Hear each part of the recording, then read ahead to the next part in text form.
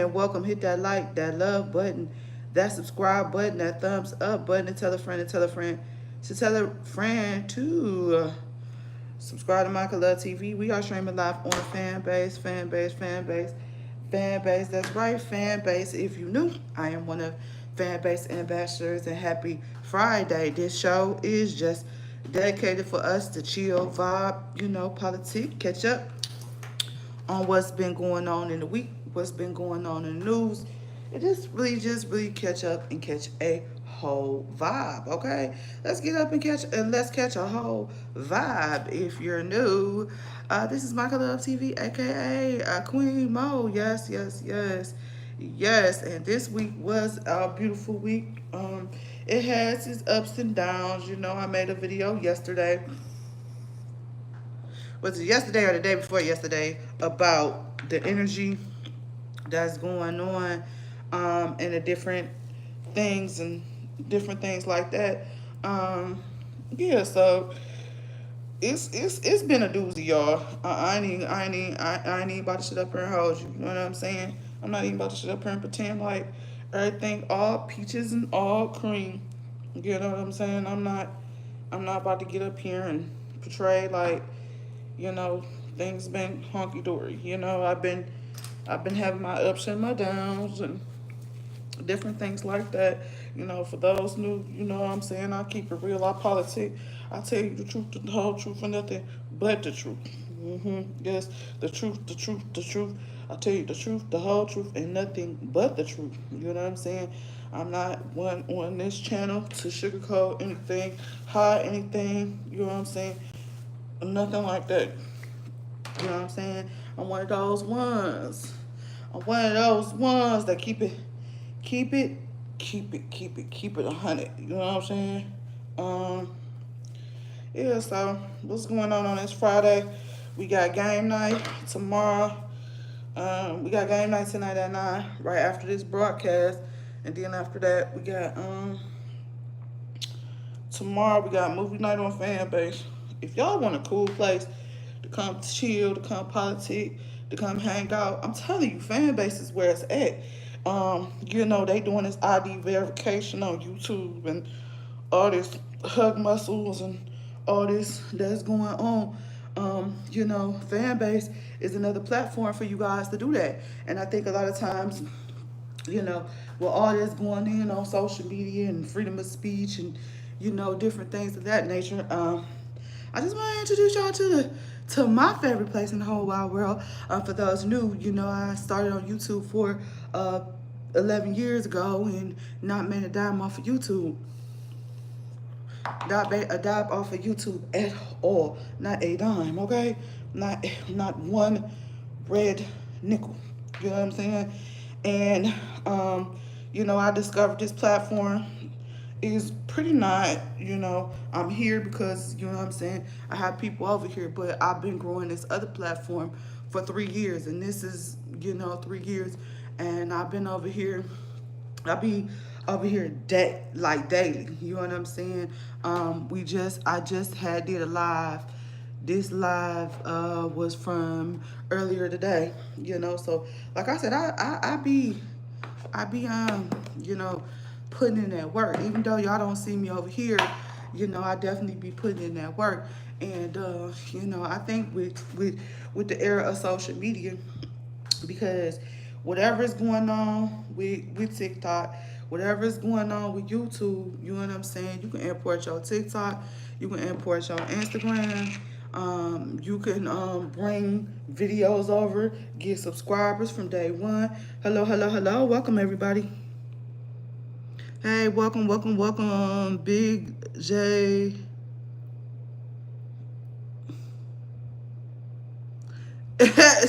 See, that's what you want me to say that, and I'm not saying that. You know what I'm saying? And shout out to you. You know what I'm saying? Or whatever the comments. Like I said, um, you know, yeah, and I've been doing this for a long time, and I notice it's a lot of trolls, a lot of bullies. You know what I'm saying? To the point to where a couple times I wanted to throw in this, this social media thing. And I didn't even really start off on social media as being an influencer or nothing like that. I just was, doing my dizzle, reporting my life, recording my videos.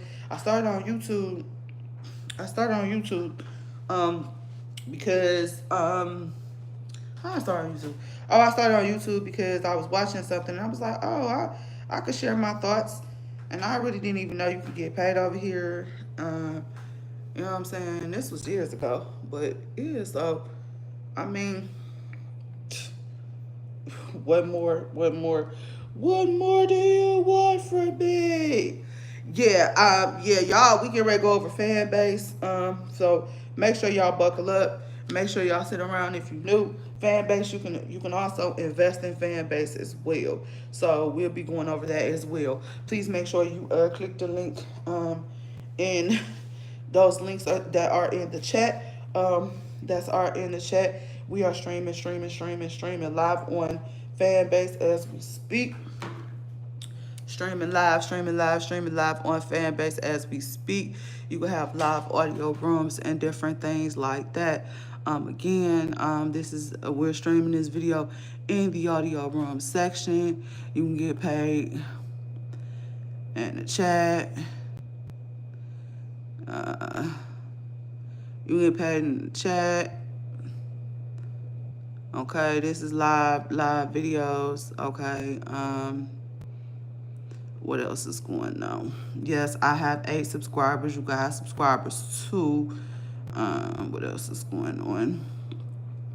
This is what I've made thus far. I'm on Fanbase. Okay. All right. We make money off of loves. We make money off of hearts. Makes money off subscribers. So yeah. See, live video. Okay, so that's what's going on there.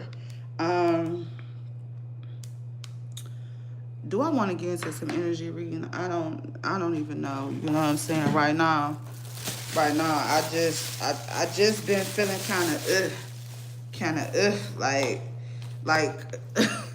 like you know that like you know what I'm saying, like I'm not irritated, I'm not mad, I'm not sad, I'm just feeling like you know what I'm saying. I'm not mad, I'm not sad, I'm not angry. You know what I'm saying? I'm just feeling kind of a little bit off, a little bit off. But man, I gotta pick this up. I will be premiering a new hairdo in a minute. I'll be premiering on my fan base page. But yeah, you know what I'm saying? They talking about Patreon and you know what I'm saying, and making money off of Patreon. Like everybody can get paid from day one. And the minimum to cash out on the platform is $5. Like where they do that at? You know what I'm saying?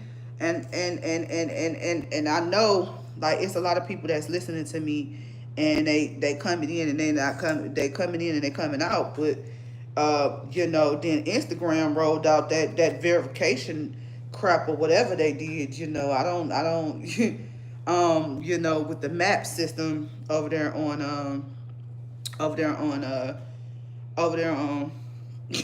what's that place? What's that place over there? Oh, maps on Instagram. Okay, so with a lot of changes in the social media landscape, it's best to have something in your arsenal. You know what I'm saying, other than YouTube, because a lot of people were saying, a lot they were saying they were saying, you know what I'm saying, they were saying that they wanted to, a lot of TikTok people were saying they wanted to come over here to YouTube, but not really understanding that, you got a better chance over there on TikTok than you do over here on YouTube. You know what I'm saying? And I'm just being frank, and I'm just, you know what I'm saying. For those who know, I keep it G. You know what I'm saying? I keep it all the way G. I keep it all the way G. I keep it all the way G. You know what I'm saying? That the fact that you know, these social media places is a whole trip. You know what I'm saying? And to be quite frank and honest with you, you know what I'm saying? I think a lot of times when somebody presents a new idea, you know, it's it's like, oh my god, like what, like, oh my god, like, is this really real? Is this really real? Okay, we have flicks. Okay, so these are the short form videos. Look at the views I got over here. Okay, look at the views I got over here.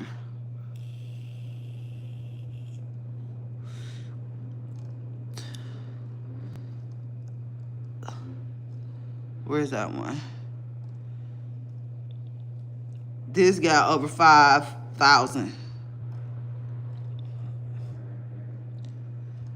Um, okay, so we have that. Um, then like I said, we got long form video that you can, upload 2 hours worth of content from the computer. You can have paid and free content. Okay, paid and free content. Um, yeah, so we have that. Okay. What else? Yeah, so if you don't see any of my YouTube videos, they're over here. Okay. We have audio camps. This is my camp. This is my camp. And this is my camp. And this is called a camp, and it's open right now. Okay.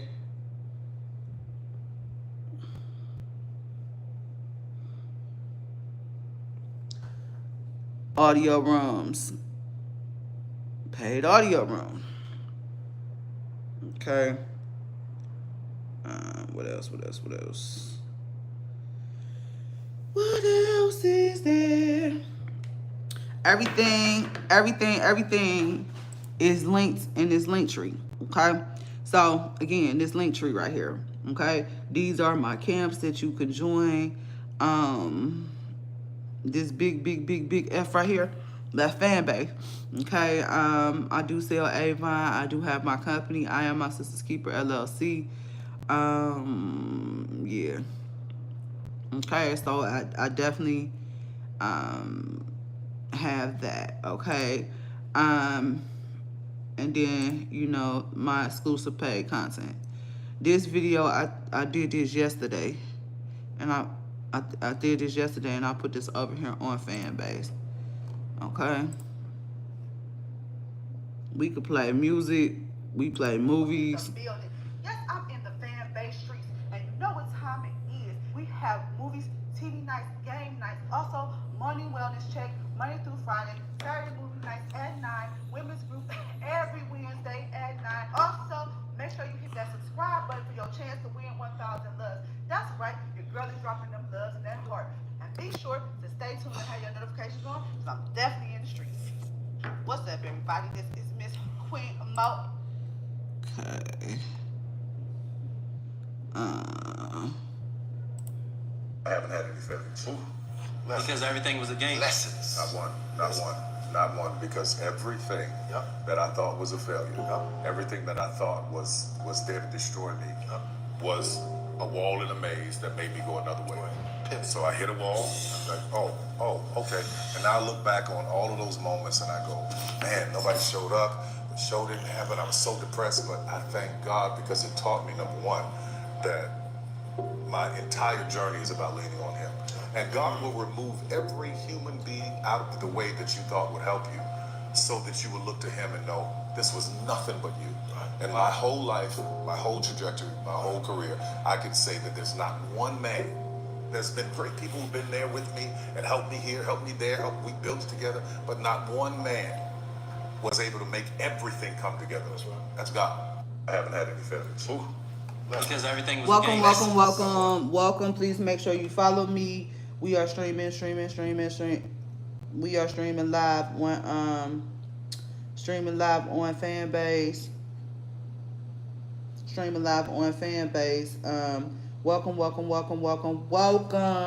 Welcome to Fanbase. I am your Fanbase ambassador, Queen Mo. Please make sure you press that circle and follow me. Please make sure you join the camp community. We getting ready to have game night in a few. But let's go ahead and get into it. So we have that going on. Let's go over to the investments. Now, Fanbase, you can invest for the minimum of $3.99, right? I am a Fanbase investor as well. The links for everything is definitely in the chat. Okay, so this is we are raising 17 million. You know, it's free to download and it's free to use, but you know, it's too much going on. Okay. Okay, and these are the different rewards tiers for the level of investment. Okay. Isaac, Ramiro, Savannah. And what's cool, and then what I love about Fanbase is every Tuesday at 5, there is an investor podcast. See? Invested podcast, okay? So we have that, right? Like I said, everything that you need from me is in the link tree, okay? Now, another way that you could get support for your business or your organization, you become a Fanbase partner. Fanbase partnership program, you get a lot with the program. So let's go ahead and go over and look at that. Okay.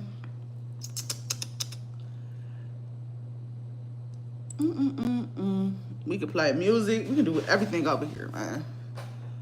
So, Fanbase partnership program. Okay. Definitely. Okay. These are some of Fanbase partners. Okay. And this is the form. These are some of Fanbase partners. Okay.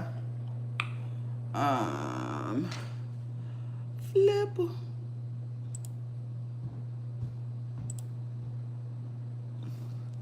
So that's Fanbase partnership program, okay? Like I said, I'm here 24/7. All right, we are streaming live, and so this is what it looks like from the web. This is what it looks like from the web, okay? You can watch and listen from the web.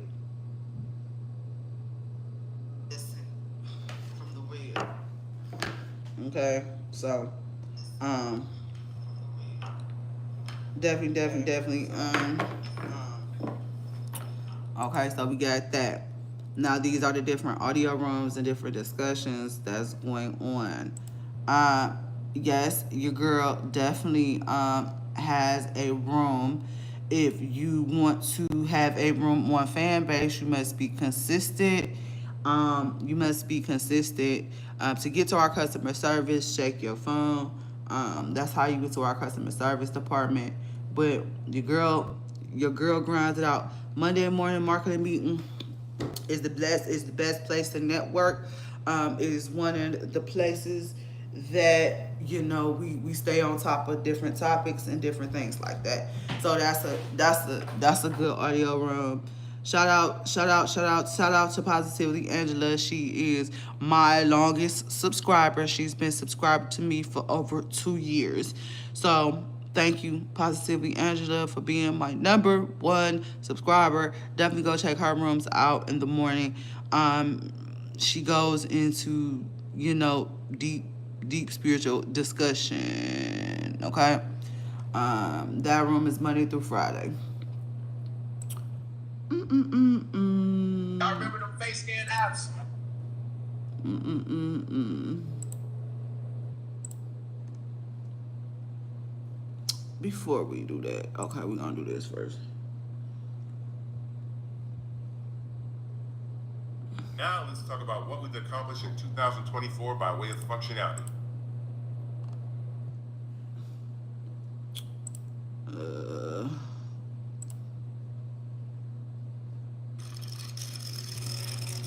Bravery is not the absence of fear, but the ability to overcome it. We stand for those who defy suppression, who speak out, and those who walk the road less traveled. Everyone deserves to be seen and their voices to be heard. We're sparking a movement, growing a community of creators united by the desire for freedom, choice, equity, and ownership. At Fanbase, it's all for one and one for all. We support each other to guide, promote, and uplift you in a place where you can unapologetically be yourself. A place where your voice, ideas, and creativity are not just welcomed, but celebrated. We are Black founded, minority funded, and supported by a diverse, inclusive, powerful community that believes in the strength of authenticity and individual choice. Regardless of success or background, we welcome you. The marginalized, the underappreciated, the successful, the superstar. We're for all who seek a space to express themselves freely, where they are rewarded for being their authentic, true self. We transcend labels because only we have the right to define ourselves. We are built for the brave, the culture, the creators, and for the future where everyone has the power to shape their own destiny, where all are empowered, voices are amplified, and freedom is embraced. For the first time, you have the chance to own the platform you helped make popular. It's a revolution, a movement in how we connect, create, and share. Everyone is a creator, and everyone has a fan base. Here, you can be you without limits. See? They made money. Check that out, check that out. Okay. What else is going on? So, let's chill and let's settle down. That's what I wanna do. Just me and you.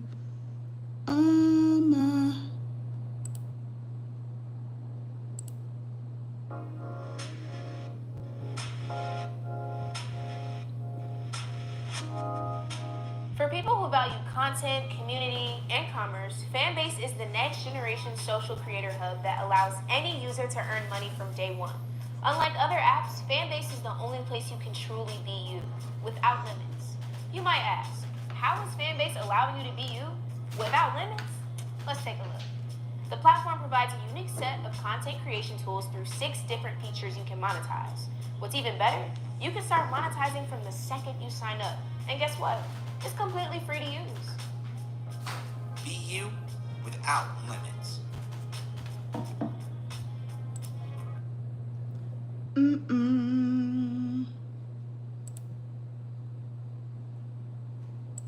Ways to make money. We'll eventually go into the 6 different features that allow you to make money, but let's go into how you can make money in Fanbase and how you get paid. Let's start by stating that at Fanbase, you can create 2 types of content, public and exclusive.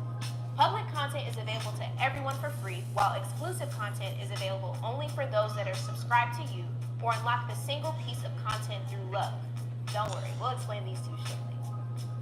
With this in mind, at Fanbase, you can make money in 2 ways, through subscriptions and love. While you might be familiar with subscriptions, Fanbase is the one place where content lovers can subscribe directly to their favorite content creators through a few taps or clicks. Creators are able to set their subscription price from $2.99 to $99.99, allowing anybody to subscribe and access exclusive content through any of the fan. Please make sure you hit that subscribe button for your chance to win 1,000 loves. Subscribe on the spot, receive 100. Fanbase's digital currency. A love is worth half a penny and can be given at any time for any reason through all 6 different features. You can earn love even by commenting on content. You can give individual loves by tapping the heart on someone's post or holding down on the heart to choose from 100, 500, or even 1K loves to give to someone. We call this big love. What's even better? Users can unlock exclusive content through love, allowing those who might want to see an individual exclusive piece of content versus subscribing and seeing all of the exclusive content. This is just another reason how Fanbase gives the freedom of choice to both the content creator and the content lover.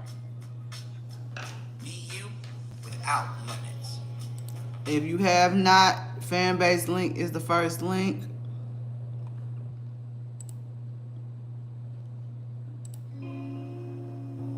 Do you have all of your content on other platforms like TikTok and Instagram like I do? Worried about trying a new platform because you don't want to start all over? Well, check this out. If you go over to your profile and click in the upper right-hand corner on the settings button, you will see options to import your content from TikTok and or from Instagram. This is such a nice feature because doing this keeps all your content on the other platforms, but also just moves it here too. This is great because if anything happens to your other platform accounts, Fanbase can be a safety net for your content. This is a one-time migration process. Once you request Fanbase to migrate your content to your Fanbase profile from TikTok or IG, that will be your final feature use. Another important detail to highlight is that after the migration, your Fanbase page will not automatically update your Fanbase profile if you post something on IG or TikTok. They are not synced together. Fanbase is a completely separate platform and we are not associated with IG or TikTok systems. Be you without limits. If y'all coming in, this is Fanbase. Okay.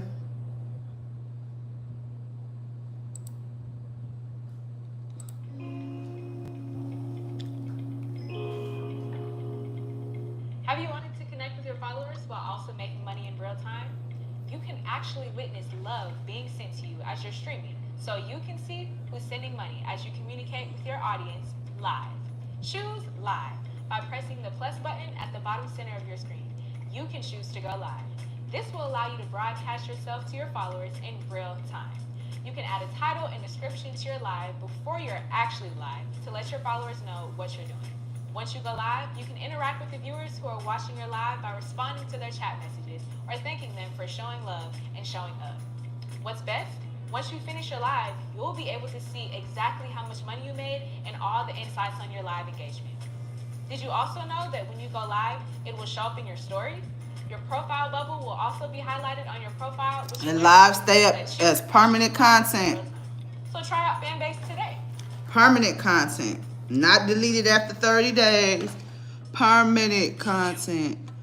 Permanent content. Okay, guys.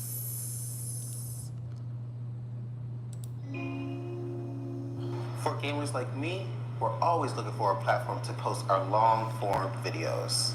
If you create content that's over 1 minute long that you want to upload, you need to select Fanbase Plus. Fanbase Plus is our long-form video option, which allows you to upload a video that's up to 2 hours long. To begin, hit the plus button in the middle of your homepage. From there, hit the other plus button with the play button on top. Now, to upload to Fanbase Plus, you have a couple of options. The first being to upload your video directly to your library on your phone or computer. The other option is to input a YouTube URL on the video you would like to upload. This option is if you already have content to YouTube that you want to transfer here to Fanbase Plus.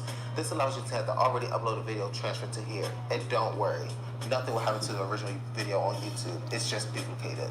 Also, when uploading on a desktop, you can upload any kind of video that's up to 2 hours long. The big benefit of Fanbase Plus compared to YouTube is that you have a more personal experience with our users. Specifically, you can give loves and essentially show your support for our content. After your video is uploaded and ready to be published, you can give your video a title and a description, which will help you categorize what your video is about. You will also have the option to change the thumbnail of your video by uploading your own graphic to be the cover photo. Once you're finished, you can finally hit the post button. Fanbase recommends uploading videos in longer lengths to Fanbase Plus from a computer to support the uploading process. The publishing process can take a couple of minutes, so make sure you don't close any windows. We don't want to hinder the video from processing. Once your video is done, we can appear on your Fanbase Plus page. Be you without limits. Child, I'm sleepy, y'all.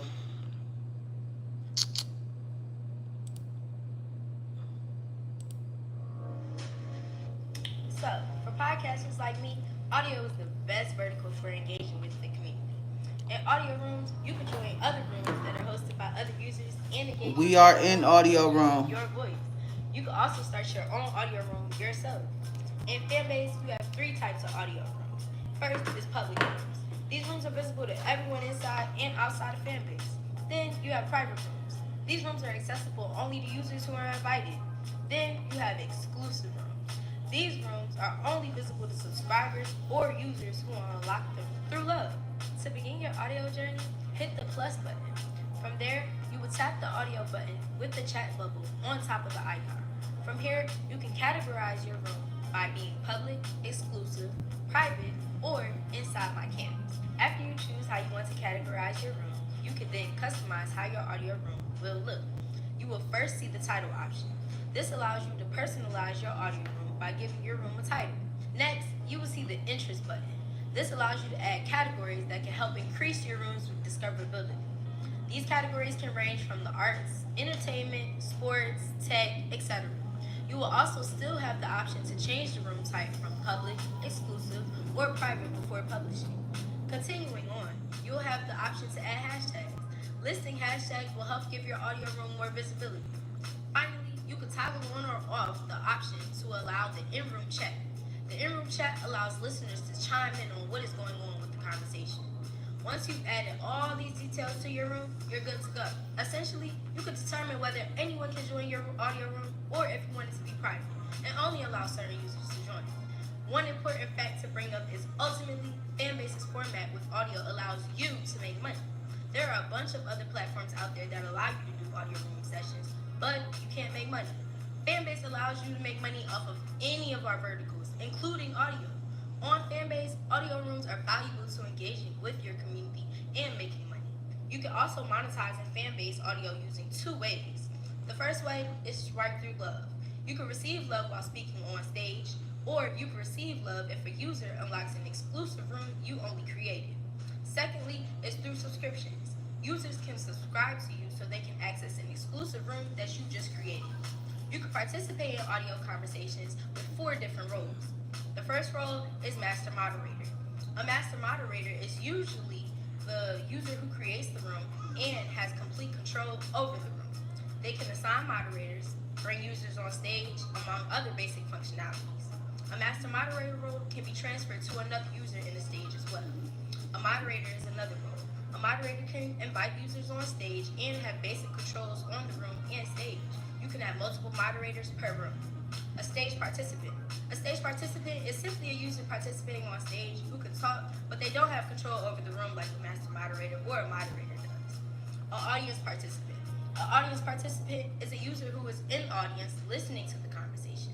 An audience participant can be promoted to the stage to talk by raising a hand and being accepted or requested by a moderator or a master moderator.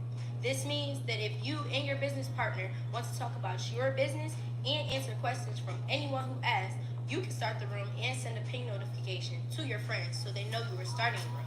Here are some fun features you can use while the audio room is in use. First, you can tap in the chat to continue the conversation. You can also choose whether you want to be in the audience or be on stage. If you want to be on stage, simply raise your hand and a moderator can bring you up to participate in the conversation. You can also change your profile picture by tapping on your icon or displaying a reaction with an emoji. We have a ton of emojis to choose from to help give you the reaction to the conversation that you like. And don't forget to give love to those on stage. Simply tap the heart icon to anyone on stage and send some money their way. An important aspect to note is that if you are a master moderator, you can add an external link to the audio room if you want to add more conversation that's happening. And you're all on set with unique features. Be you without limit. So I hope you are enjoying this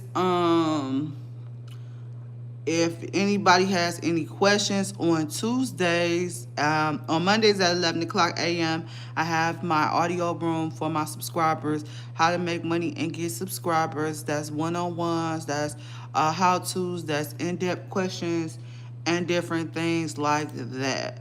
Okay, so yeah. Let's face it, watching something really funny or entertaining is the best and you don't have to spend more than 60 seconds doing so. So if that sounds like you, make sure you click the plus icon to upload your flicks. To get started, click the flicks icon. This will be the movie clapper icon.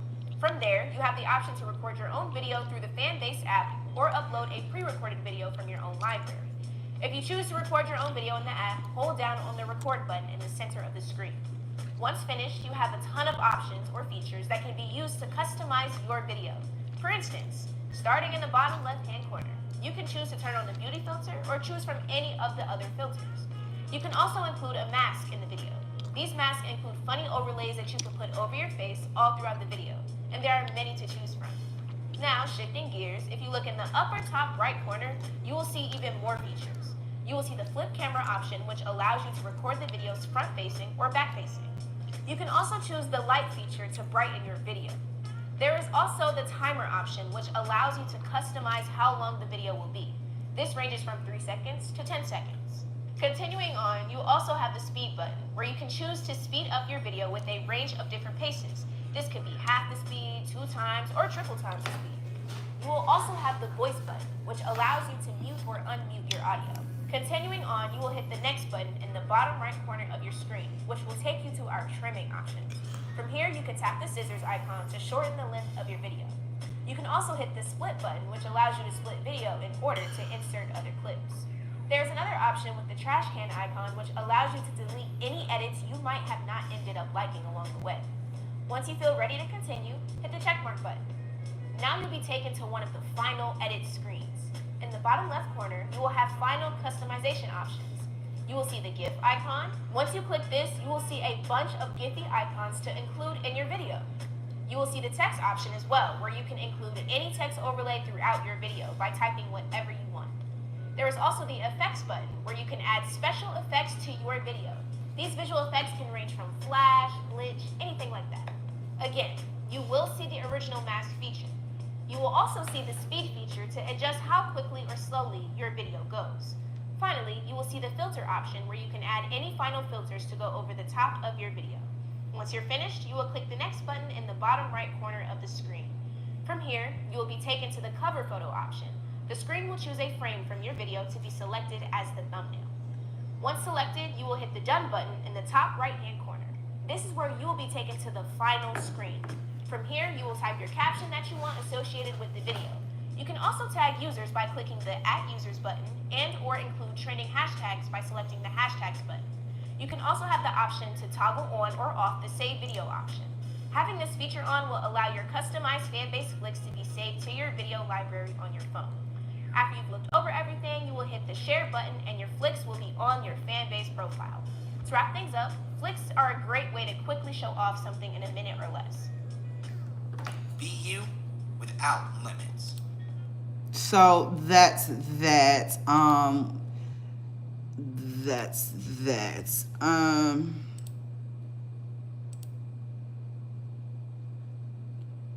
This was the Invested podcast the week before last, so we're gonna go over this.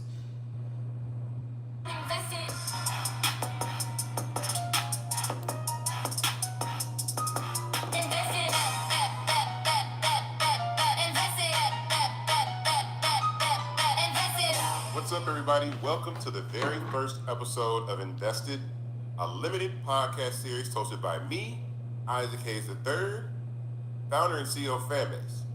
This show gives you a front row access to the evolution of the creator economy and our active equity crowdfund currently available on Start Engine. Each week, Link to invest is in the chat, both for Fanbase and for YouTube. Platform ownership Okay? and special guests who are helping shape the future of this space. We'll spotlight how creators are earning real money, building equity, and transforming the way content creators power culture. So whether you're a creator, investor, or just curious about where social media is headed, Invested gives you the knowledge and access to get ahead. Now, normally, I'd be joined by our CTO, Ramiro Canavas, but he is out on vacation this week, having fun. So filling in for him today is someone I'm proud to welcome, Mr. Justin Dawkins, who is not only a longtime advocate for creators, but also, full disclosure, an investor in Fanbase. And I am an investor in Fanbase as well. And voices throughout the season to share real insight and real experience. I'm going to introduce Justin for everybody that doesn't know. Justin Dawkins is a 20-year entrepreneur and investor with a deep focus on capital access and supply chain innovation. As an active investor and early supporter of Fanbase, Justin brings 2 decades of experience helping founders scale across multiple industries. He's also building technology solutions in the film and television space, bridging the gap between content and infrastructure and the entertainment economy. Welcome, Justin. What's going on? Hey, man. I'm just happy to be here. It's hot outside, so Man, thanks for the recognition. this is like, yo, so everybody know we're in Atlanta, Georgia. It's absolutely hot outside today because nobody's on the street. It's like 95 degrees. Probably the heat index is 100, but I just wanted to say that. So the purpose of this podcast is really to talk about a few things, but more importantly, our raise on Start Engine, our equity crowdfund that we're currently raising. We're raising $17 million in a Regulation A equity crowdfund on Start Engine. So right now, you yourself can go to startengine.com/fanbase and invest. The minimum to invest is $399. They get you 60 shares of stock in Fanbase at $665 a share. That's important because this is not a GoFundMe. This is not a donation. This is not a Kickstarter. This is actually equity in Fanbase. So if you want to, go to startengine.com/fanbase. The link is and in the invest chat. right now.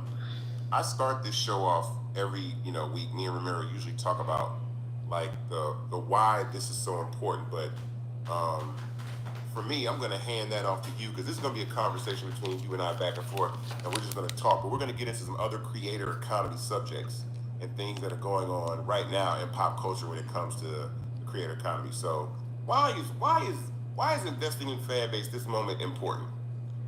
Well, I think the reason investing in Fanbase is so important right now is because of what's happening in the broader economy, the broader capital access market, and just in the broader media entertainment space.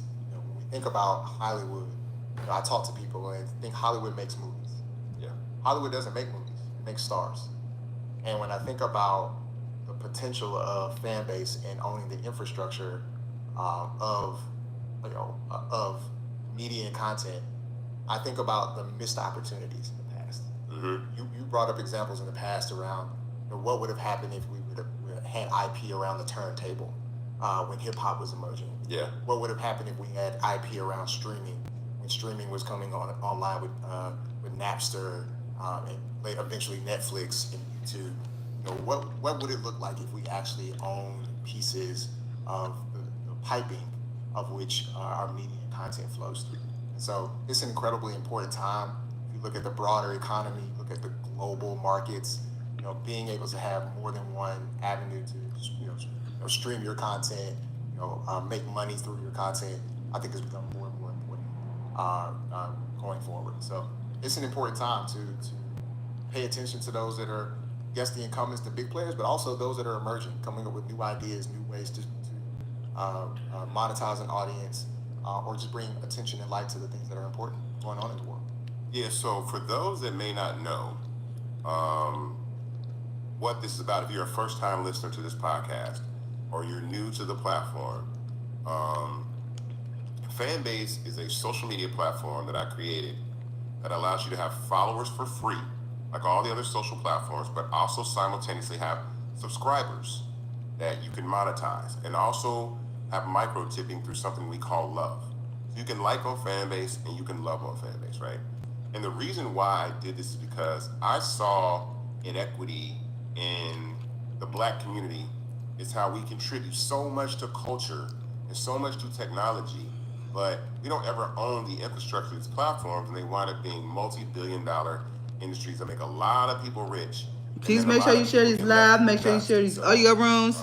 Fanbase Download is it. that brainchild. It was independently funded by myself. Thanks for watching. 2020, and then I got into something called equity crowdfunding, which what we're doing on Start Engine. And the first 3 rounds we did in equity crowdfunding allowed me to raise $10 million And then we launched the Regulation A crowdfund, and now we're raising $17 million. And so we're about almost about $4.5 million away from the 17. I think we're about to cross 12 point. I can't remember. I think it's 12.5 million. I don't know. I'm not sure right now, but I want to make sure we're crossing $12.5 million. We're close. But the importance of this is because I wanted people to own the platforms that they use, right? We put all our money, all our energy into all these stuff, and I wanted people to own the platforms and be able to have access to, you know, the IP of social media that we make extremely popular, but really don't have a chance to own at all. So that's how we got here. And so Invested is our take on this current round of what we're doing, but also letting people know about the creator economy and things like that. So, Justin, what do you know about the creator economy? I'm learning every day. What I do know about the creator economy is that it's transformative to the broader economy.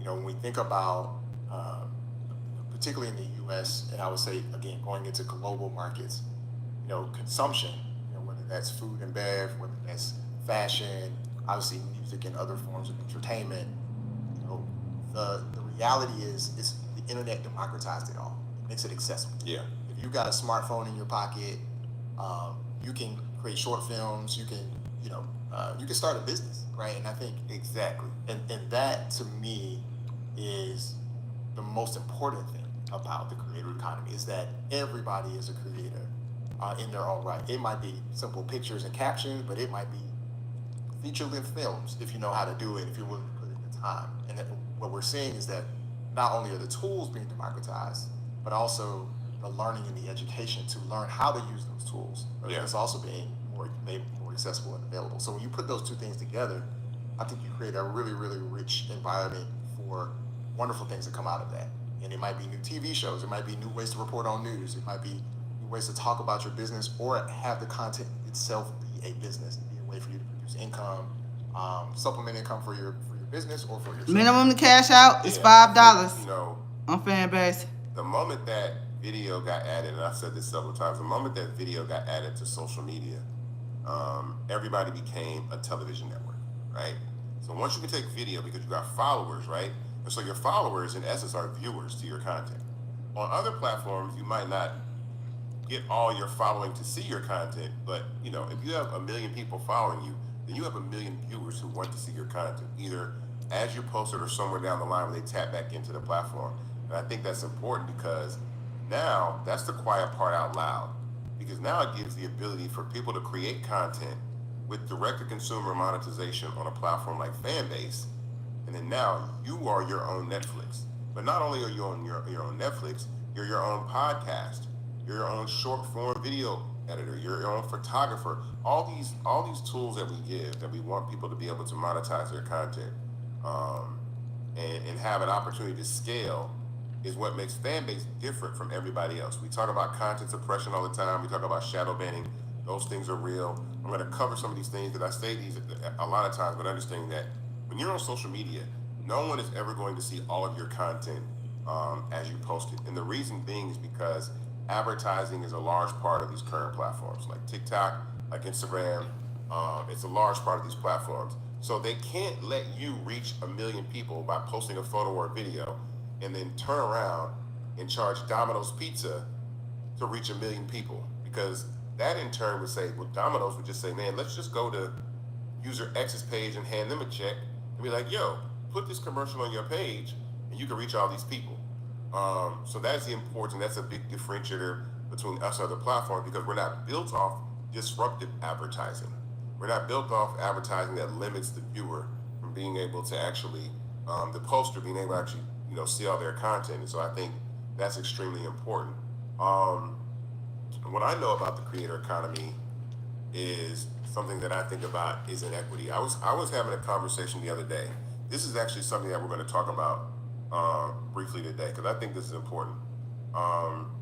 You remember the Renegade dance? Renegade, yeah. There was a Renegade big challenge. It was a challenge created by this young black girl named Jalea Harmon. and it got popular on Instagram and TikTok. And yeah. So from that dance, that challenge, another creator named Charlie D'Amelio did that dance and got very, very popular on TikTok. To no fault of her own, right? She started receiving brand deals. She started receiving endorsements and endorsement opportunities and stuff like that. And Jalea didn't really get a lot of those opportunities. And what I was explaining to creators and users is that platforms like Instagram and TikTok want to have very famous white creators, right? It has nothing to do with Charlie D'Amelio against Jalea Harmon. That's not it, because all these platforms are the same. You do the challenge, I do the challenge. You do the dance, I do the dance. It's a collective group fun thing. But what works on platforms like TikTok and Instagram are large amounts of viewers. And so the ability for someone like Charlie D'Amelio to bring millions and millions and hundreds of millions of views because she is white gives more real estate for TikTok and Instagram to run advertising in between, leaving Jalea in the dust to not really get the brand opportunities that most people get. And I was looking the other day, the last time I checked, and I wish I could check right now, and I don't know. Andy, if you could, matter of fact, if you could, Andy's here too.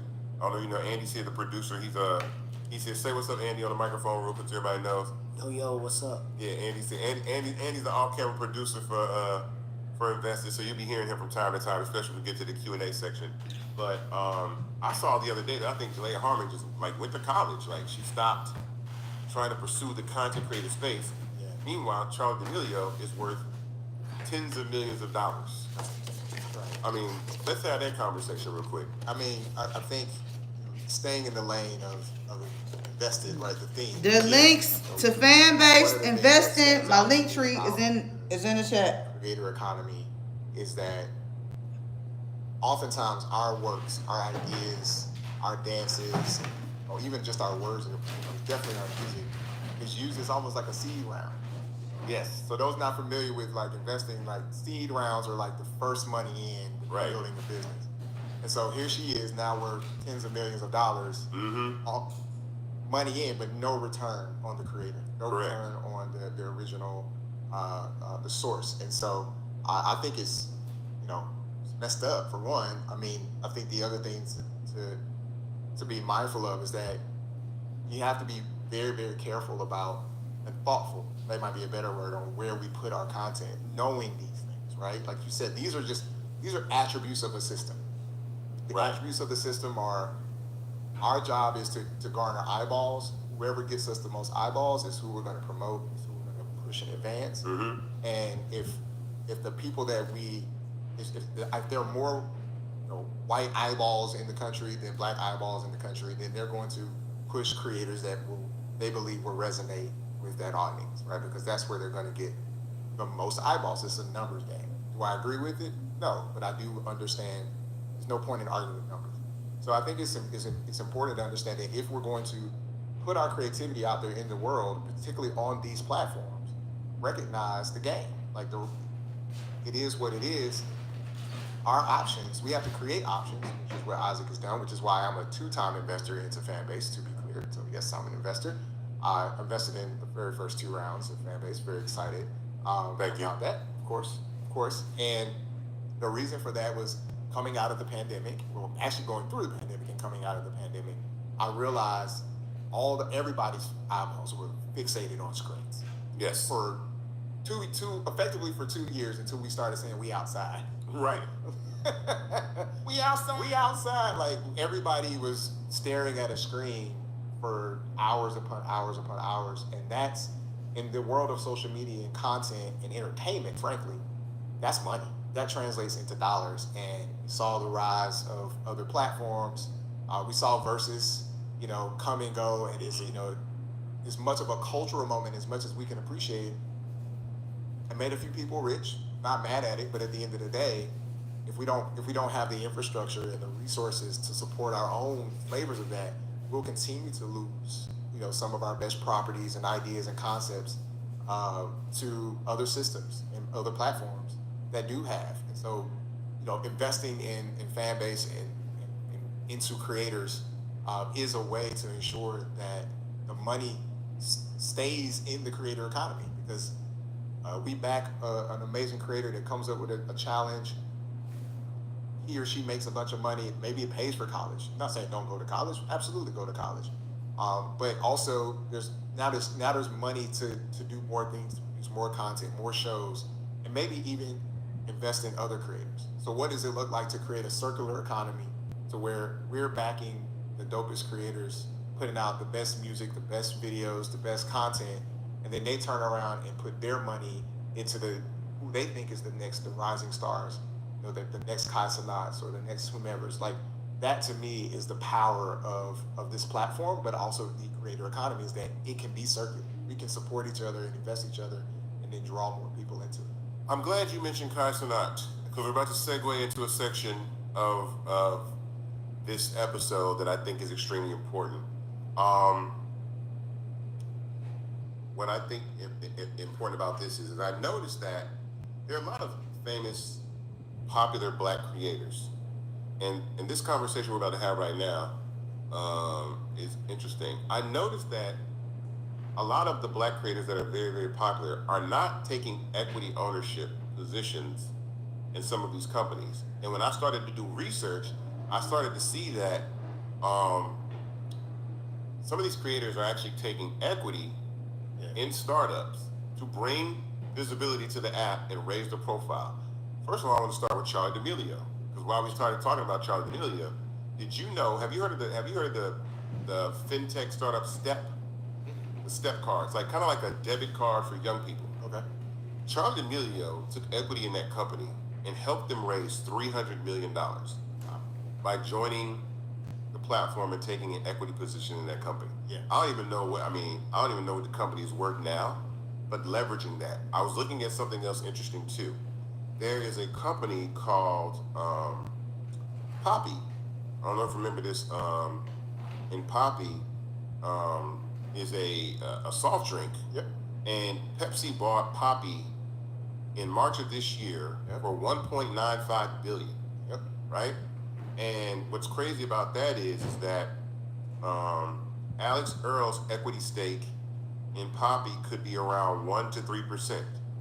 And that 1 to 3% equity position in that platform could pay her out anywhere between $19.5 million or closer to $39 to $58 million.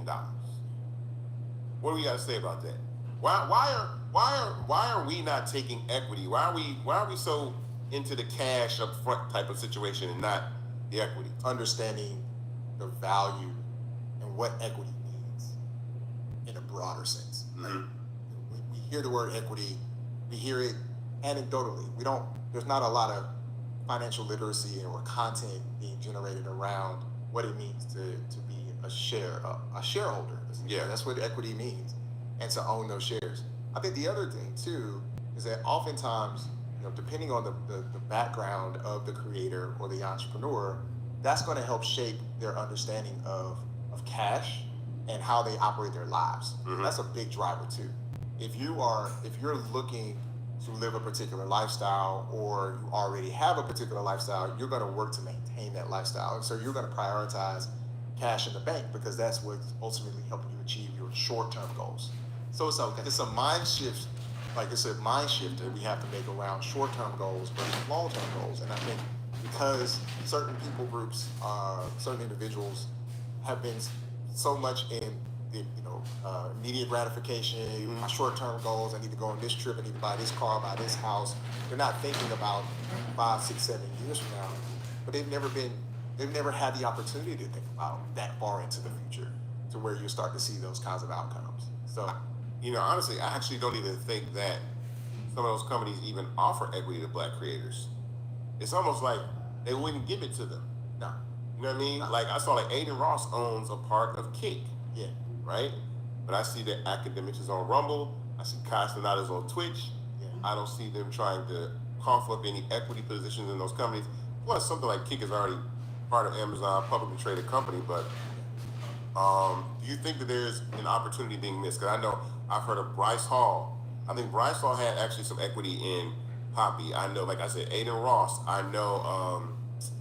I think it's Emma Chamberlain. I think she was part of another audio chat startup that got acquired. Yeah. You know, it's just when we see these exits, and it's like, you know, Yeah. why? Like for me, what I find interesting about Fanbase is it's kind of, and I position Fanbase in that position to say, man, the ability for a creator, for someone to come on board and take an equity position, even if they invest, because some of these people actually invest in the company. It's not given to them.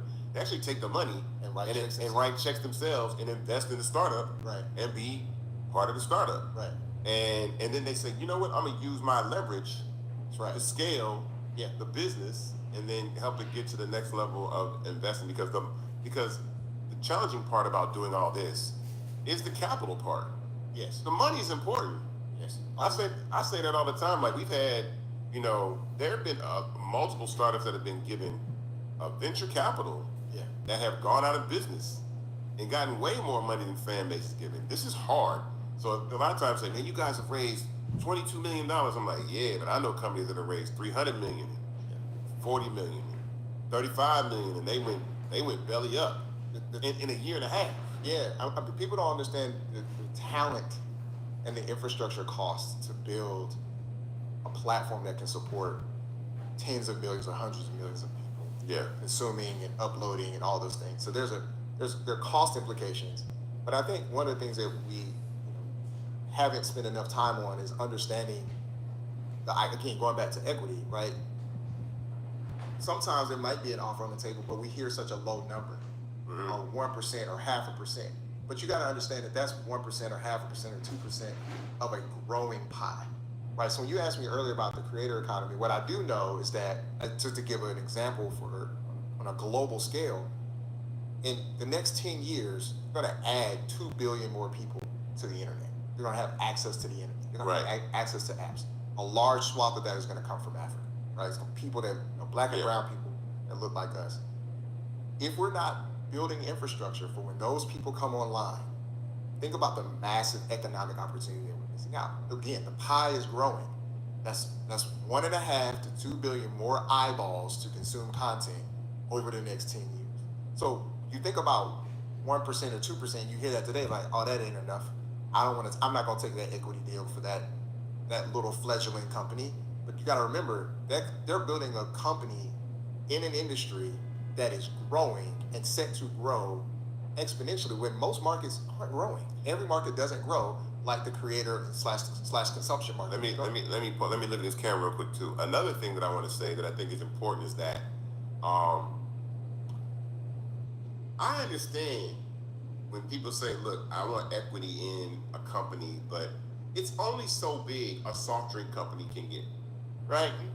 It's only so big a tennis shoe company can get. But Roger Federer took 3% in a shoe company and made more money off that than all the Grand Slam titles he ever put together. Yeah. And so I think there is an education that we need, something that we need to operate and understand about how we're going to monetize and own all this content and create, and own these industries and these infrastructures, because without it, I mean, we cash rich but equity poor. Can I give you another quick story? Yeah. So Steph Curry was just recently on I don't remember what podcast it was, so excuse me on that, but he was talking about the collective bargaining agreement, the CBA, which is basically the relationship, it's the contract between the players, the Players Association and the league. Those are two different entities. And one of the things he was talking about was, if one thing that he could shift or change was giving players the opportunity to have equity in the team. And they said it was like he couldn't do it or something. It was illegal. You can't do it. You can't do it until you're not playing anymore. Right. Think about that. You're in your prime. Yeah, because he said Golden State wasn't worth what it was. It's what it was worth when he was drafted. It was worth $450 million. Now it's the most expensive franchise, only behind the Yankees at $9 billion. That's and he had a part to do with that. He had the whole part. The whole part to do it. To do with 3-pointers is what? 3-pointers, championships, the way that he plays, the way he opened the game up and showed that a 6'2" guard, out of Davidson College that know how to shoot the ball can drive value and win championships. And he doesn't get to eat any of that. So when we look at the contracts, which is a great contract, right? He's going to make $50 million a year. But the reality is, imagine if he was able to get 1%, 2% of the team when he got drafted, 0.5% when he got drafted, what that would be worth today. Yeah, because he made Golden State the franchise that it is. I mean, it's simple math. I mean, Right. a $4.5 million investment when he got drafted would be, what's that? Be worth almost 190 million. Jeez. I'm doing my math, doing it in my head. So that, like, think about that. Now he made a bunch of money playing. Yeah. But imagine I took something from 0 or lower to higher. Again, growing pie. Pie was smaller. Yeah. Pie has grown. The NBA is more popular. It's been popularized international. We've got teams from Sudan coming in to play ball. Yep. The Olympics also highlight NBA players every 4 years. 100%. Again, equity. As the pie grows, the question becomes, what slice of that do you own? Don't focus on how big the slice is. Have a slice. Yeah. Because if it is growing, that means if the industry is growing and the businesses within the industries continue to grow, that just means that your slice, however big it is going to be more valuable. And that to me is another one more story or tale as to helping me understand that even though they're creating a different type, they're entertainers. Mm-hmm. They're entertainers. They're on the court, shoot the ball, pass the ball, dribble the ball, etc. The whole purpose is to increase the value of the team, the brand over the team, the league, and the game of basketball. And imagine if you had equity. It goes back to the same thing with turntables. It's the same. Yeah, it's the same play over. It's the same play over and over again. Let me think. I know that I want to touch on this subject. It's a touchy subject, but it has to do with ownership and equity and who owns these apps. Are you familiar with the T app? Oh yeah, I just saw it. Let's talk about the T app. Yeah. So I have been hearing about this app for, like, honestly, to be honest, I have not been hearing about this app at all. Yeah. In maybe the last month, 3 weeks or so, I've been hearing about this app, the T app. It's an app that's designed to protect women from, I guess, bad actors, men out there that have done things, and that in itself is a little questionable because people can get up there and say anything they want to say about you. 100%. But like, man, he don't pay his child support or whatever. Anybody can say anything they want to say. But one of the things that I noticed, two things, is that the black culture was really on this app. And when it was called the T app, I'm like, okay, so somebody, because there have been these groups on the internet, these Facebook groups and TikTok groups, and I said, well, somebody just went and made an app and did that. And if you look at the marketing of the product, it's heavily African American.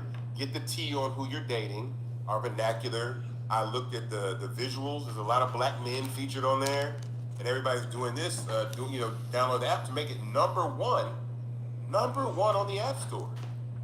Number one on the App Store. Come to find out, Oh yeah. it's owned by a guy named Sean Cook, who is not black. And So far from black, it ain't even. so far from black, it's whatever. So the importance of that is that our culture is used to increase the value of assets Yes. that we don't own. Yes. So whenever we find something catchy or trendy, we move without actually realizing, like, who am I?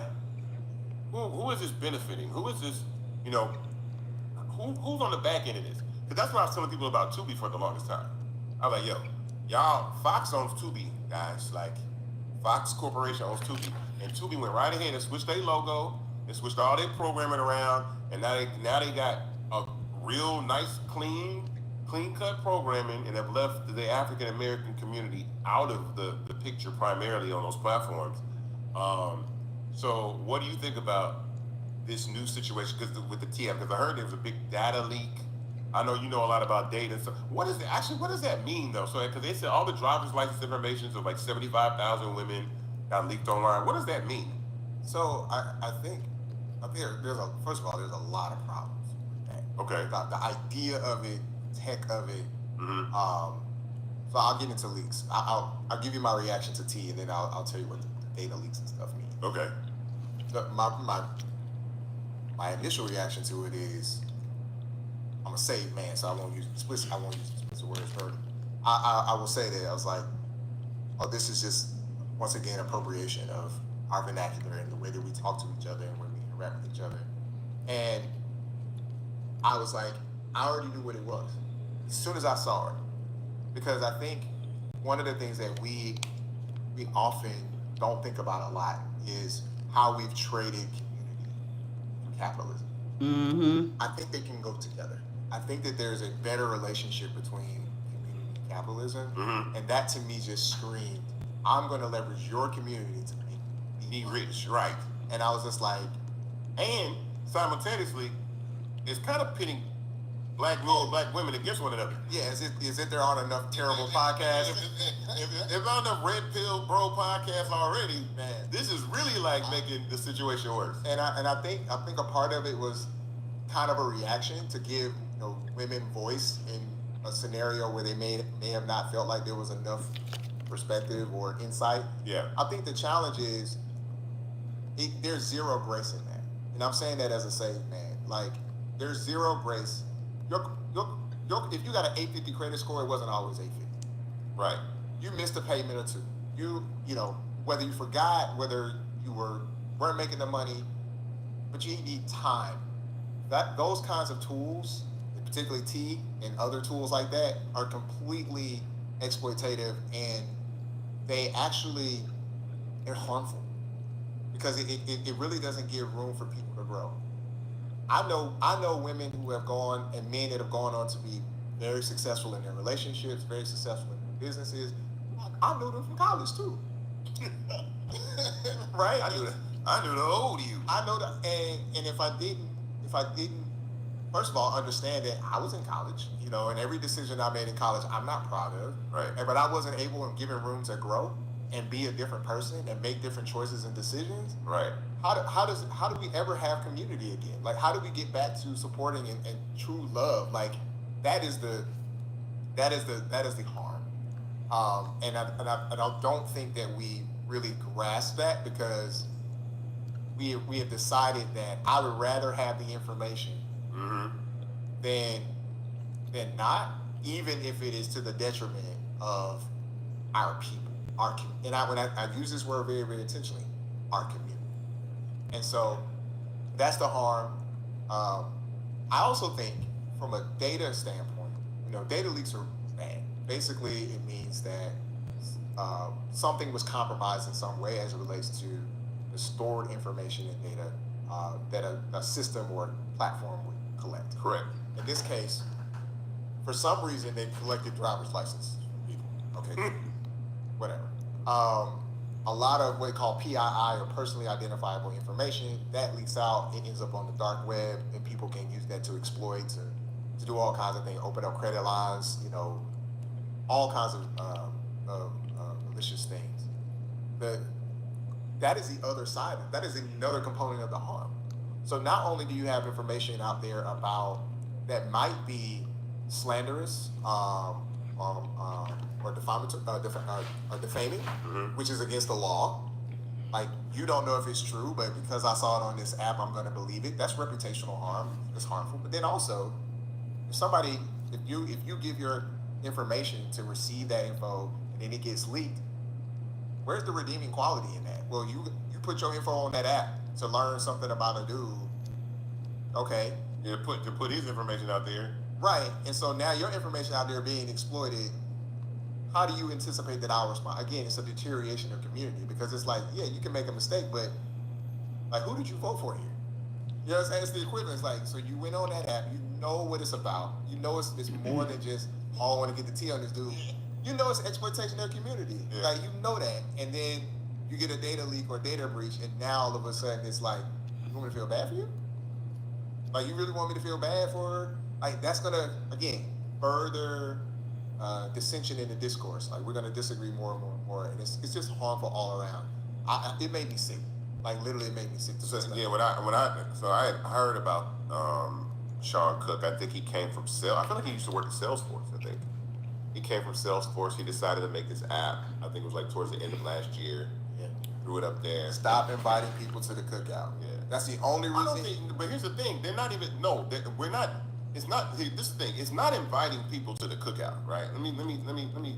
This ain't inviting people to the cookout. This is people coming to the cookout dressed as us in costume. Yeah. Like they're coming into they're sneaking into the cookout. Like, yeah, I got my blackface on. Like I'm in here to really do these things. And before you know it, it's like, oh, it's not. And then if I think what you're saying, Isaac, and I agree, is like if we get online in the comment section, we use terminology. It's almost, remember genius.com? Yeah. So before it was genius.com, it was called Rap Genius. Mm-hmm. And it was not made by black people. Right. To be clear. Neither was live mixtapes or Dat Piff. None of those. and the whole purpose for Rap Genius, it seems like an innocent idea, right? It's right. I like rap music, but I don't necessarily know what all the lyrics mean. And so it was annotation of rap lyrics. Go on there, click on the lyrics, and then it would explain the lyrics. The double entendre means what? So so that's what they're now able to do at scale. That's what AI and machine learning and all this technology allows you to do, is to take all of our comments, all the things, even the all things of our slang, the things we saying on podcasts. Remember, we already have so many podcasts talking about, called it perfect, like the Red Pill, Passport Bros, talking about, they take all their content, feed it into the models, and then from that they're able to decipher certain things about our culture, our communities, the good and the bad. Mm-hmm. Make sure y'all download Fanbase. Yeah, and that's subscribe. Monetizing conflict. 100%. Yeah. So this was a perfect Subscribe on spot, receive 100. There's a term out there Welcome. called T. Mm-hmm. It means this. What's going on in this community? Oh, give me the 411. They beefing? Let's make it happen, making more beef. I wonder who's on the cap table of that company. That's the thing about it. Now, I don't know if you guys can look, anybody wants to know, like, who's on the cap table of T.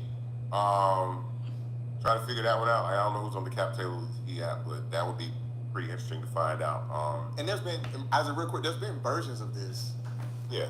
Like Facebook groups and stuff. Yeah. That preceded this, and they, like to your point, they just took those ideas and then literally created their own company. Because somebody probably black made those Facebook pages, and they said, "Oh, okay, so that's what you guys want to do. Look at all the eyeballs. Look at all the members. Look at all the comments. Yeah. Oh, I can turn that into a business. Remember, also them. Remember, we're talking about the business of eyeballs. Yeah. When we talk about creators, we're actually talking about 100%. So consumers of that content, and so it's like trending topics. It's like if you could build an app, like when Twitter was Twitter, and not whatever it is now. Yeah. Back in the day, the trending now. topic was the thing. Imagine if you created an app around the trending topics. That's essentially what that is. Absolutely. We're a little over midway point through the podcast right now. You're listening to Invested, a Fanbase podcast about the creator economy, but actually investing in Fanbase. So I want to let everybody know, if you haven't, you can go to startengine.com/Fanbase right now to invest in Fanbase. We have over 29,000 investors. Wow. It's like 29,000 investors that are invested in Fanbase. That's incredible. To have equity in the company. Some of this stuff that I'm doing, I don't know. So for full transparency, Justin is a mentor to me, and I want to talk directly that this is important, because a couple things. I didn't know anything really about the tech space. I met Justin at the gathering spot. Shout out Ryan, TK. And I bothered him and Jewel and Barry for all this information on what it is to go into the tech industry. I found their insight very, very valuable, and I wanted to be a student without question, right? And I think this is important to creators, to investors, anybody building a business. In that process, and I've had to call him before in front of other people, and I said, Justin, like, everything y'all told me to do, did I do everything y'all said? And I ain't questioned nothing. If you said the CTO got to own a percentage of the company, I made sure that happens. If you say you got to incorporate in Delaware, if you say you have to have an MVP, if you say you have to have a deck, if you say all these, you might have to bootstrap, like, I didn't question nothing they said, because they know more than I do. And I think that's a real huge part of fan bases, that early success that we have, because you don't know anything. You're going into these spaces, and sometimes you want to help creators, you want to help people, but as soon as you tell them something like, yeah, but I don't really know it, I'm like, that's not how it has to work. And so coming into this space, another thing that I learned about getting into the tech space is that a lot of times the venture capital game can be a little cutthroat. But I'm coming from the music business, so I understood that the venture capital game and the music game kind of can be similar. And so I met founders. I've heard stories even to this day still about founders that got voted out of their companies. They lost the rights to their companies. They got kicked out. Some from people in the music business that came into the company, but like, yeah, boop, get you up out of there. Even the legendary Steve Jobs at one point was voted out of Apple. So I came into this whole tech space with this anxiety and paranoia, like, man, ain't nobody gonna steal this from me. I gotta incorporate. I gotta create 2 classes of stock. I gotta make sure that the vision that I have for the company that I want to build can go as far as I need it to go. Because you gotta understand that sometimes VCs look at your startup as a flip, like a house. So if I can come in and give you $500,000 and walk out with $2 million, hey, it's time to go, right? But you might have a vision for your company that goes beyond that 4X vision. You might have a 40X vision, or a 400X vision, or a 4,000X vision. I even remember at one point, Yahoo offered to buy Facebook for $1 billion. And they were all telling Mark Zuckerberg to sell, right? They were telling Mark Zuckerberg, you need to sell Facebook for $1 billion. It's a great deal, Yahoo, sell it. The fact that Mark Zuckerberg had control of his company allowed him to decline that offer. Right. And now Meta is a $1.7 trillion company, right? And that is the thing that in this process of building Fanbase and the story of creating this company and allowing people to invest in it, because I have a broader vision. I understand that collectively, our culture plus infrastructure gives us a path forward that we've never had before, ever in life. We've never had the ability to own the infrastructure and be the culture on a platform at the same time. We've never had it in sports. We've never had it in music. We've never had it in TV and film. But all 3 of those industries require large amounts of capital to get into. Millions and millions of dollars to build sets and build stadiums, build record companies and mass produce CDs and records. But tech is digital. It's an infrastructure that we can scale infinitely. Link to Fanbase, link to investors in the chat. Powers it. Please make sure you go subscribe, download Fanbase, download Fanbase, receive 50 loves, subscribe to me, receive 100 loves. And every single person that invests or has reach or has influence has the ability to go online and tell other people to join the platform and tell other people to invest. And I am a Fanbase investor. In building all these things, and Fanbase ambassador, so welcome. To the fact that we've made a lot of progress in ways that a lot of people haven't. So when I tell like investors, like, I raised $22 million, they look at me like, bro, yeah, in equity crowdfunding, right, bro, you know what you gotta do to do that? And I give the credit. Here's the thing that I give the credit to. I give the credit first and foremost to the actual product. I give the credit to Fanbase as a product. I know that people say they're investing in the founder, but I would not have been able to raise the money for Fanbase with a whole bunch of images of an app on PDFs. And Justin and Julian Berry taught me that you got to take it past the PDF phase into a minimum viable product that people can see and touch and is tangible, that allows users to invest. So even if you're on the platform right now, and those that are listening to the podcast right now, we are actually live on Fanbase in an audio chat room. In the audio chat room. Actually, the video version of this is actually being displayed live right now. So that's where I understand like how challenging all this stuff is and how important it is for us to be able to scale these businesses using our culture and to do cool stuff like this, because we have great ideas.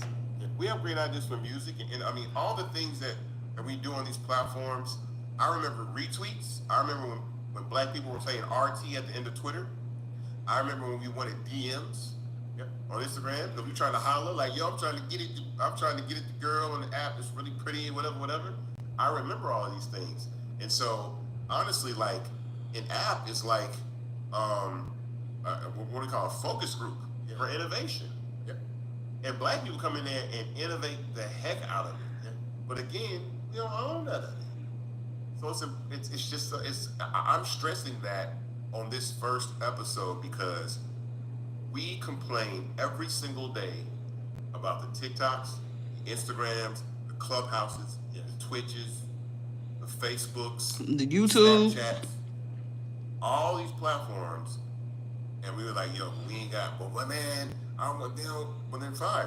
That's why we have to build our own and scale our own businesses.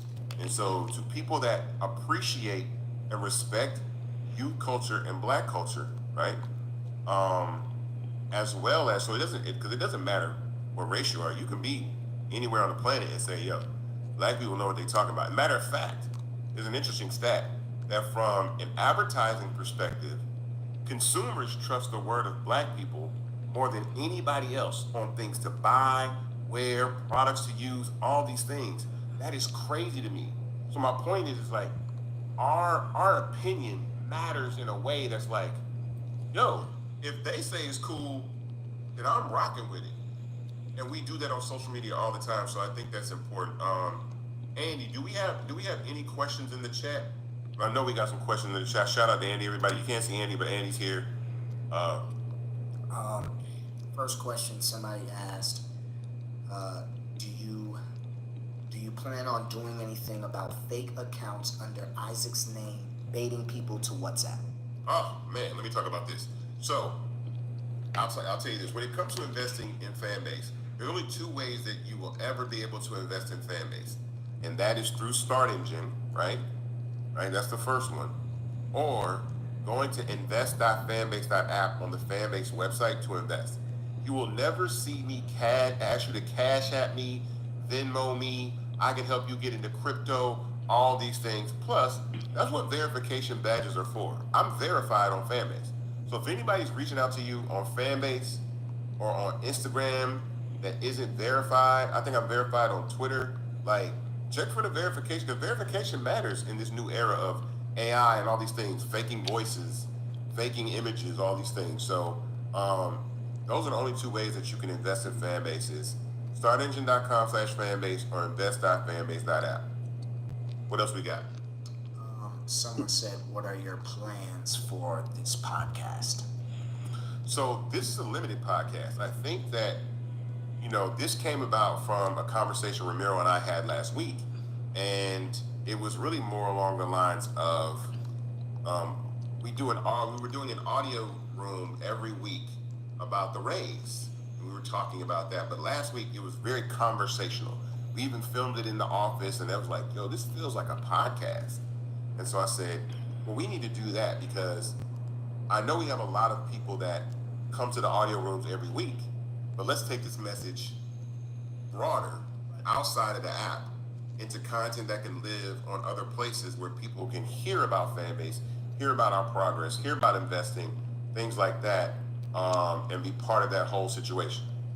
We will be, taking necessary steps to make sure that there aren't any fake accounts going on Fanbase and stuff like that. Can I share something too about even this experience? Yeah, go ahead. What I love about this, what you just shared with Ramiro, and is the speed. Observe something, made a decision quickly, and now here you are a week later with a podcast. Oh yeah. I just want to say that like that right there is actually what I invested in. Right? Like I invested in Isaac. I believe he can pull this off. Yes, I love the product, and I also know the product's going to change. Right? It just does over here. When Instagram launched, it was photos with filters. Right. That was it. Now it's a whole ecosystem of features and different products. So the ability to observe, read the tea leaves, as they say, pun intended, and then be able to say, you know what, let's just try. Let's get the lights, let's get the cameras, you text me, you called me what, last night? Yeah. You called me last night, like, pull up. And I'm like, yeah. And that was one of the reasons I was like, yeah, I'm gonna make it work. It's because I appreciate take the feedback. Reminds me of what's going on with Red Lobster. CEO Red Lobster. Oh, he's doing his thing. Yo, I love it. And he was like, yeah, so we saw what y'all had to say. And 2 weeks later, giving y'all flavors. Here you go. Yeah, the crab boil. We got spicy crab boils and all that. Yeah, I'm like that's ideating quick. That rapid innovation. Yeah. That's what I love, and like that's what I'm invested in. I'm invested in making decisions quickly, learning, and then grace. You know, I think that's the other thing too that's oftentimes missing from the conversation is like the reason we have to raise money and the amounts of money is so that we have room for error. Like, okay, we went left, we should have went right. Let's course correct, and not have everything be the business got to shut down, the platform gone. Yeah. So that's another reason for the resources is to give time for experimentation to figure out what works and what doesn't work. Yeah, I'm big on the ideation. One thing that I will say, and I try to explain to people sometimes, is the amount of capital it takes to scale and grow businesses. Because a lot of times, we get heat. People be like, yo, what's going on with the app? How come it doesn't have carousels? And I'm like, guys, if you guys knew how, this is the hardest thing I've ever done. But I'm committed to it. Yes. I'm here 7 days a week almost. I'm here much, 24/7. And any time, you know what I'm saying, you can, I'm really working on this at all times because I believe in it so much. And I'm really thankful for the community that exists on Fanbase. We have over 1.4 million users. Our MAU fluctuates between 200, 300,000, 350,000. We have a goal of getting to 1 million MAU by the end of next year. We're working on a brand new algorithm. I hired some algorithm whisperers. Like, yo, I need this thing. I need that TikTok algorithm. You know what I'm saying? I need that. We learned a lot. We learned a lot from the TikTok 12-hour shutdown. We learned a lot. Right. It taught us a lot. And I'm glad it was only down for 12 hours. Because if it was down for longer, we would have missed on more opportunity. It gave us an opportunity of like how volume comes into a platform, what people are looking for, the things that they want. We were really prepared, but we couldn't be prepared for something so massive going down. Right. I'm a little interested in what's going to happen with this new platform I think that they're launching. I don't know if you've heard anything about them supposed to be launching a U.S. version of TikTok to move everybody over to the platform to sunset. And what I say about that is, and this is something that I would say, I'm making no guarantees, but I know that I don't think TikTok has 170 million users. I know 170 million people are not going to leave that one TikTok app and go to the new app. Some will be like, I ain't leaving. And there'll be opportunity to pick up users, and get people on board and have people to become part of the platform. And I think this is a real opportunity for Fanbase to take advantage of that. So even when you're thinking about a time to invest or the opportunity to scale a business, think about that, because there's a real opportunity coming up if this new TikTok comes about. I don't think 170 million people just leave and be like, yeah, we going over to what's name. I don't see that. Let's see. Someone asked, without giving away the sauce, how many features does Fanbase plan to have launched that other apps don't have? I can't really say what features we plan to have. I think that we have a lot of great ideas, but it's also the timing of those ideas, if they make sense, because you got to have a little bit of discipline. Like what we're focused on right now for the remainder of this year and pretty much going into all of 2026 is retention. So retention is not very sexy.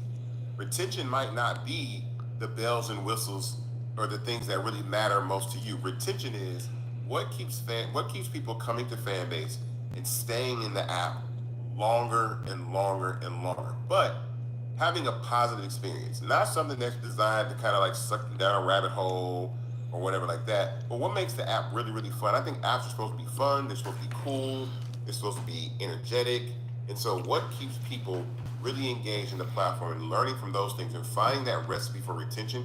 Because once you find that recipe for retention, it's rinse and repeat. It's a formula. At that point, I had an opportunity to talk to, I'm not gonna say his name, but I had an opportunity to one of the individuals that was the head of growth at Instagram. And he was like, he gave me and Ramiro some game. He was like, look, man, if you get 33% retention, that's incredible. That means if 100,000 people download your app and a month later you got 33,000 of those people, you did great.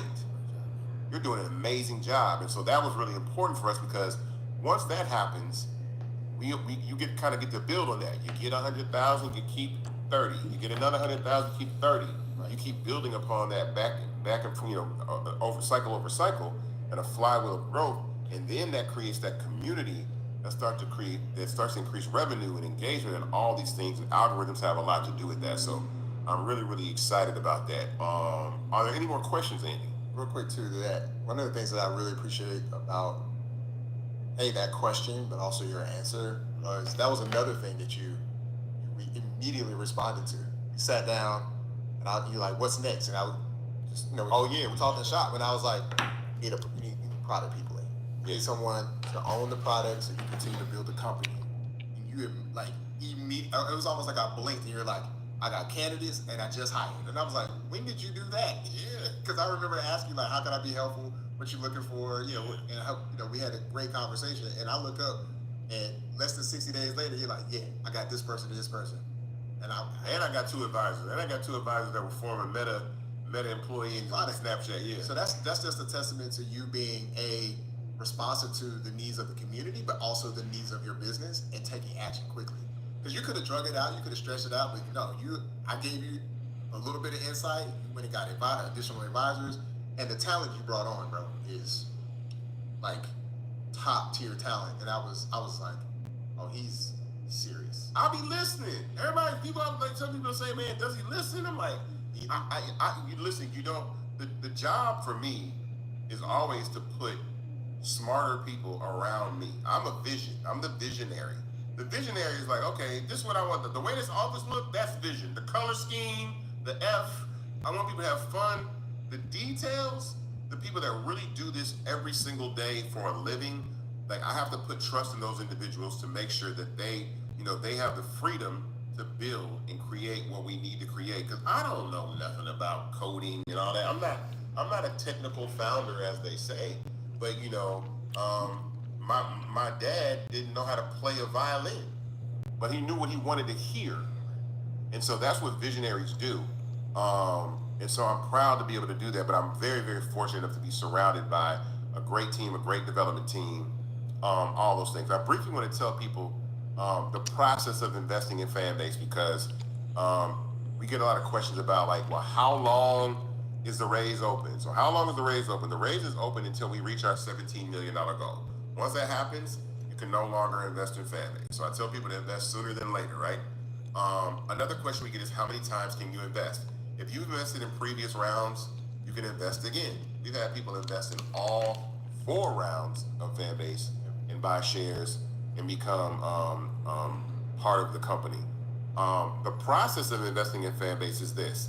These raises are held on platforms that are regulated by the SEC. So Fanbase is not the entity raising the capital. Start Engine is. So Start Engine is where you would go to invest in Fanbase. You would create a Start Engine account. Once you create a Start Engine account, think of that account as your wallet, your portfolio of where your Fanbase stock will be. If you ever want to know what's going on, Investment link is in the chat. Check your Fanbase link is in the chat. My link tree is in the chat. Email us, and we can reach out and kind of pull those things together. But Start Engine is your source, right, where you always do that. Once you invest in Fanbase, that money goes into escrow. That means that we don't have it, and you don't have it. And a regulatory background check happens. Once that regulatory background check happens, because sometimes people try to launder money through these raises, you will get a request to confirm your investment. That's very important, because if you don't confirm your investment, your money will get returned to you. You won't be invested, and you'll think you'll be invested in Fanbase, and you won't be invested in Fanbase. And so we think that's very, very important, because sometimes people be like, yeah, I invested. I'm like, but I didn't get anything. And like, oh man, I never confirmed my investment, and they sent their money back. So once that happens, you will then be invested in Fanbase and actually have equity in the company. That's important, because you got to follow all those steps, and we want to make sure that people understand explicitly how to be able to invest in the company. Again, we are probably less than, I think, 20-something% in closing this round. I'm excited to be able to do this podcast and have everybody that's on board, everybody that's stayed into the audio room this entire platform, this entire time, that we've been there. Shout out to the Fanbase community. Shout out to Sil, who's in the audio, in the chat room on Fanbase. And so, handling this and making sure that we get everything we do. Andy, are there any more questions left before we go? There's a question. Someone said, can you go more in depth on what you expect will happen with TikTok and how that will affect Fanbase? You talking about the upcoming TikTok ban? The upcoming TikTok. So, well, what I'm thinking is that, and again, this is all speculation and me guessing, but what's been kind of reported online is that TikTok will be launching a U.S. version of the app that's going to aggravate people that are very, very comfortable on those apps. The one thing that I want to make sure that we have very ready for another potential TikTok migration is our algorithm. And we had to learn a lot about algorithms because algorithms are expensive. You can migrate your TikTok and Instagram. Add so much data. Tell people, like, we had this just real quick. Tell people about, like, we had a conversation about how algorithms work. You got to tag them. So explain how all that works real quick to people that may not know. Yeah, so this will be quick and dirty, but hopefully helpful and insightful to people. So algorithms are a set of kind of rules, right? Parameters, logic, if you will, and it's math. And so the idea is you feed data into the algorithm, and the algorithm manipulates that. Think about a search engine, right? So a search engine, as an example, takes all these web pages, and then using an algorithm, it scans all of the text, and then from that, say the algorithm will determine which piece of content, which web page is most relevant to certain search phrases or terms. So for instance, if you are on, say, Google and you search barbecue restaurants near me, right?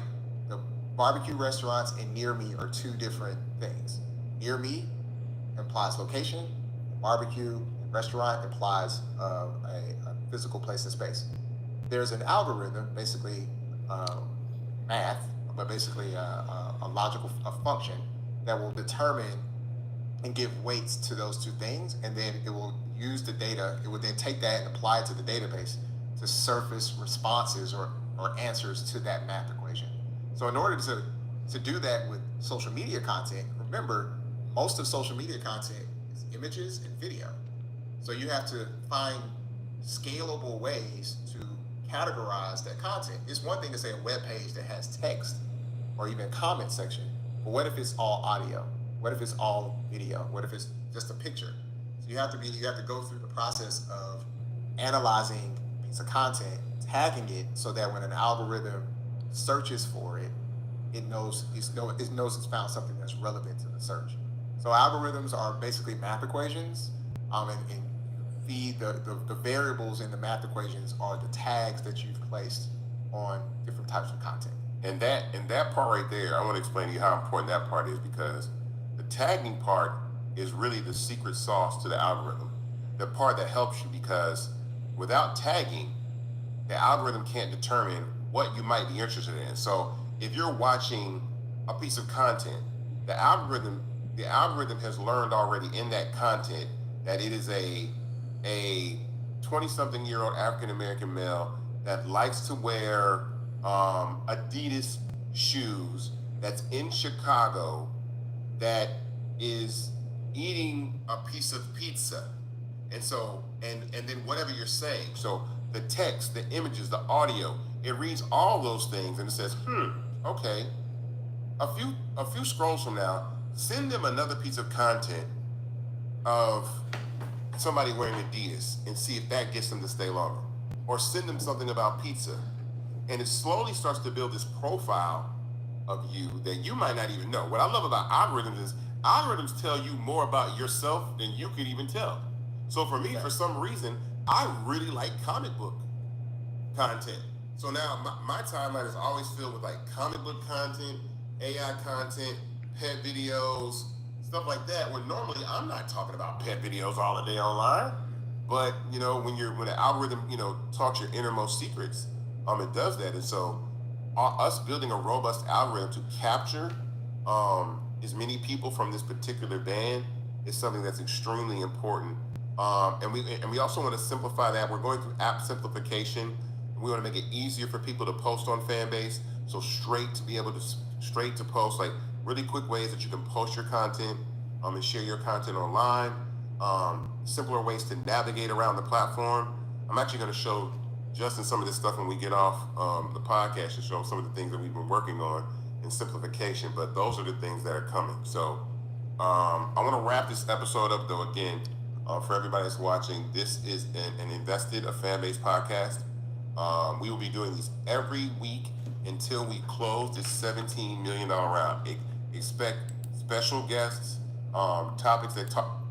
So that's fan base. We getting ready to have game night, but make sure on the playback way back 9 o'clock we got game night. Tomorrow we got movie night. So again, thank y'all for joining me. Thank y'all for hanging with me. This has been real. Like I said, Friday evening hang in chat. We may talk about the news. We may talk about different things like that. Tomorrow, another episode of What Do You Love About Fanbase, where we highlight keynotes, and again, go over how-tos, answer questions, welcome new users. I am a Fanbase ambassador. Make sure you hit that subscribe button. This is the Fanbase F. This is my link tree, my company. I am my sister's keeper LLC. My camps and my community. And you're listening on Fanbase. Please make sure you click the top, join the camp. Please make sure you follow me. Okay. Yeah. So we're gonna call it a night. But I'm here 24/7. That's right. I'm here 24/7. Again. Thank you guys for joining me. It's been real. We're trying to get to 5,000 subscribers. It is greatly appreciated. And with that, I'm out. Peace.